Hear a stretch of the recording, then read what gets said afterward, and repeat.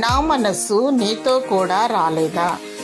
2 రాజులు 5వ అధ్యాయము 26వ వచనం. దేవుని మనస్సు మరియు ఆయన దృష్టి సర్వ ప్రపంచమంతటిలో సంచరించు. ఆయనకు మరుగయున్నది ఏదీ లేదు.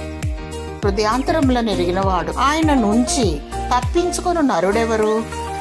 తలంపులు పుట్టక మునిపే ఆయన ఎరిగి ఉన్నవాడు.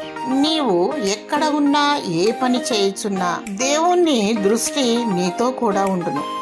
గెహజీ నుండి ఎలీషా నయమాను వలన రోగము బాగుపడినందున ఆయన తీసుకొచ్చిన కానుకలను ఆశించి దేవుని విడిచి వెళ్ళిపోయాడు. ఎలీషా దేవుని ఆత్మగలవాడై ధనము సంపాదించుకొనుటకు ఇది సమయమా? నా మనసు నీతో కూడా రాలేదా? మనస్సు నుంచి శాపగ్రస్తుడయ్యాడు. దేవుని దృష్టిలో నమ్మకముగా ఉండుము. పైనున్న వాటిని వెదుకుము. నీవు బహుగా ఆశీర్వదింపబడుదువు. దేవుని ప్రసన్నత నీ పైన, నీ కుటుంబము పైన ఉండునుగాక. ఆమేన్.